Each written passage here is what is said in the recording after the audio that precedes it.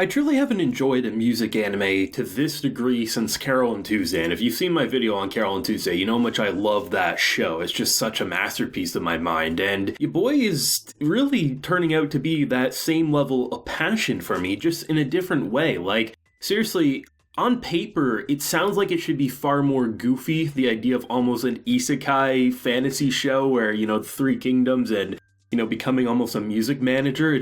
It seems like it's just going to be goofy. It's not going to hit you on that emotional level. But goddamn, this episode, especially towards the end there, with him listening into Eiko's song and, just appreciating the simplicity yet the emotion behind something in a world that's dominated by EDM and everything like that. It's amazing to see how it hits you personally. At least that's how I feel, as well as just having the amazing comedy like that man who just is like, I have a crush on her, and I'm like, if that ain't the best line of the week, I don't know what is. Like I mentioned in my first impressions, I was continuing this on if there was a demand for it, and to my surprise, it did really well. I mean, I was hoping that it would at least be able to garnish a couple thousand views within a couple of days of posting it, and goddamn, you guys nearly gave me 10,000 views in a week, and even though I don't expect those numbers every single video, I'm just impressed by the kind of like underdog that this show represents, because seriously, this show deserves some credit, and I mean, credit is seemingly what it's been getting recently. Now, in terms of the intro of the episode, in like what the meeting was going to represent, I knew it was going to be some sort of offer. I just wasn't expecting the almost JoJo level aura that this man radiated. First of which doesn't say a word. He whispers and the woman repeats it. So you think he can't speak Japanese or something like that, and then he puts two shot glasses on the table after pouring them back like it's water, and one of which is you can go headline a festival of a similar size that you just performed at, or you can take this, which is, it's essentially like going to Coachella, it feels like. Like, that's not like a small-time concert, like, that's like a festival. But the fact that there's the stipulation of 100,000 likes, and I thought that was actually pretty brilliant. It's something that, I mean, in a world of social media and influencers and, numbers make the world go round, it feels like. I like that there's shows like actually putting the focus on social media in the way that this one is, because seriously, the amount of companies that will pay outlandish amounts of money to someone based on how many followers they have. A single tweet hyping up a product can be worth hundreds of thousands of dollars these days. So that the fact that there's a stipulation that you need to get 100,000 likes in order to be welcome to this festival, I think is actually kind of brilliant, because I can see exactly things like that happening. Hey, I think you have talent, but ultimately, we're here to make money. If you can't get at the very least 100,000 likes, then you're not profitable enough to put on that big stage. And I think that's really interesting, because it gives someone with talent a shot should they want it, but also at the same time, it keeps away the small fry who aren't going to make them money. And I mean, he was nice enough to say,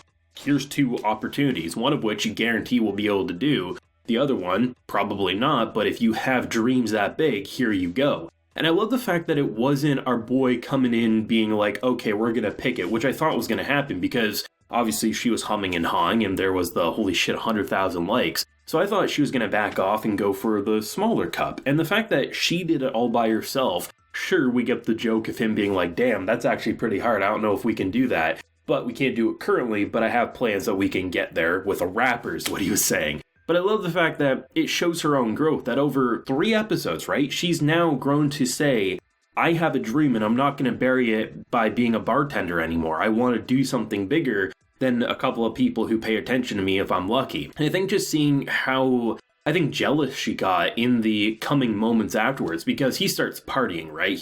And you immediately knew what he was doing, or at least I thought that way, that he was just trying to gain influence, try to understand the culture, and hopefully make connections. He essentially was socializing to find the person that would get them 100,000 likes, or at the very least would be the crucial crutch to getting them 100,000 likes. So the fact that, she got very pouty, very moody, but in return didn't just sulk. She actually ended up writing a song and doing what she could in the process. And in return, the combination efforts of her crafting and honing her skills and him trying to find the right connection, seemingly they might be able to do it. And the reason I say might is there is a possibility that they won't get the numbers, but that doesn't mean it would be the end. Because here's the thing, they're either going to do one of two things. They get the 100,000 and the next challenge will be not basically passing out on the stage with that many people looking at you. I think they said like 300,000 or something. Or two, they're not going to reach the right number, but maybe that man's going to come in and still say, well, you can perform at the other festival. It still has like 10,000 attendees. Either one of those will work, but it'll be interesting to see because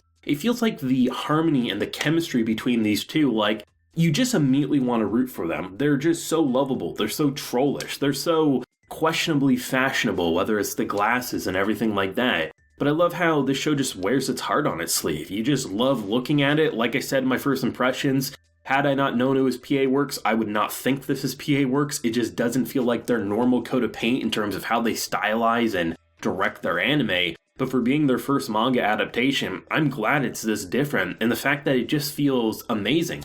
The only downside with this being their essential first manga adaptation is, goddamn, a complete story is going to be difficult, because anime in general getting a complete story can be difficult. So I'm hoping that this one will do well enough that we can have multiple seasons, because, this show, I love the characters so much. I love everything that has to offer, and I love how stylistically impressive it is, and I really hope we get more than just 12 episodes, or at the very least, wherever they leave off in episode 12 is a open-ended but satisfying stopping point should we never get more. The one thing I do want to mention though before I wrap this up is I have to say I love how many people didn't believe me about the title of last week's video was, I think it was like something along the lines of, I watched the most underrated anime of the season because of its opening, right? And I had so many people either A, say they did the same thing, they saw the opening and they just had to take a look, but I also had so many people last week being like, I didn't believe you, I thought that was an exaggeration, but I looked at the opening and I thought, wow, I gotta at the very least see, does the quality of the anime match that banger of an opening? And the number of people who had the exact same response as me, it just, like, I knew because I saw so many people prior to me making that video being like, that opening sold me on the show, because I was right there with them.